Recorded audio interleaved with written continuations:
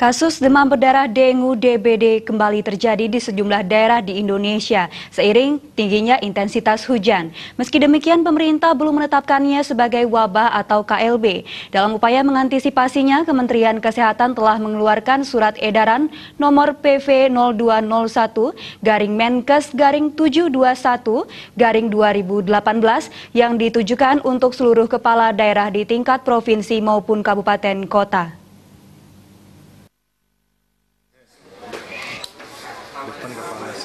Di sepanjang bulan Januari tahun 2019, kasus demam berdarah kembali terjadi di beberapa daerah di Indonesia. Bahkan jumlah penderitanya jauh lebih banyak jika dibandingkan dengan Januari tahun 2018 lalu.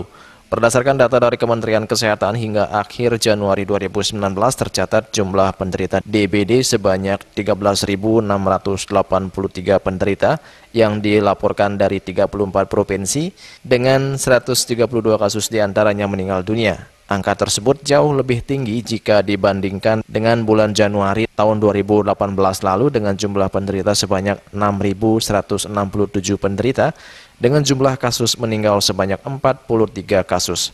Direktur Pencegahan dan Pengendalian Tular Vektor dan Zoonotik Kementerian Kesehatan Siti Nadia Tarmizi mengatakan tingginya kasus DBD di awal tahun ini tak lepas dari pengaruh musim penghujan yang terjadi belakangan ini, yang mengakibatkan genangan air akan meluas dan menjadi tempat berkembang biaknya nyamuk Aedes aegypti, yang merupakan vektor pembawa virus demam berdarah dengue. Sementara itu, meski jumlah penderita DBD di awal tahun ini menunjukkan peningkatan, namun pemerintah belum menetapkan kejadian tersebut sebagai wabah. Hal itu dikarenakan ada beberapa kriteria yang harus diperhatikan, salah satunya adanya peningkatan kasus 2 kali lipat atau lebih dari satu kurun waktu. Kenapa 133 tidak dinyatakan KLB? Ya, ada pertanyaan seperti itu ya, kok 133 kok dinyatakan KLB?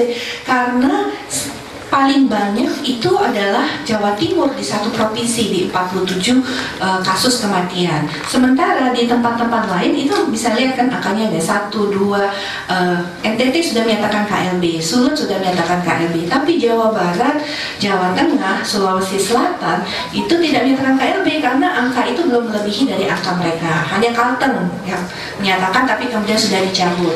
Jawa Timur walaupun angkanya 47 belum lebih dari sebelumnya.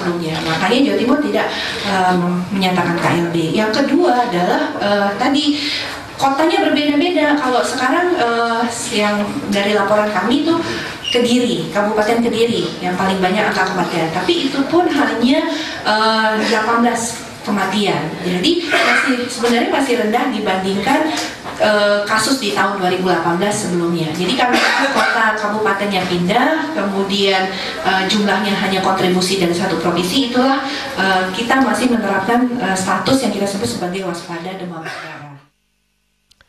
Sejauh ini beberapa daerah sudah melaporkan kejadian luar biasa KLB DBD di wilayahnya. Beberapa daerah tersebut diantaranya Kota Manado, Sulawesi Utara, dan 7 kabupaten kota di Nusa Tenggara Timur, yaitu Sumba Timur, Sumba Barat, Manggarai Barat, Ngada, Timur Tengah Selatan, ND, dan Manggarai Timur. Sedangkan beberapa wilayah lain yang mengalami peningkatan kasus seperti Jawa Timur yang menduduki peringkat tertinggi namun belum melaporkan status kejadian luar biasa. Sebagai langkah antisipasi, Kementerian Kesehatan telah mengeluarkan surat edaran nomor PV 02.01-Menkes-721-2018 yang ditujukan untuk seluruh kepala daerah baik tingkat provinsi maupun kabupaten kota.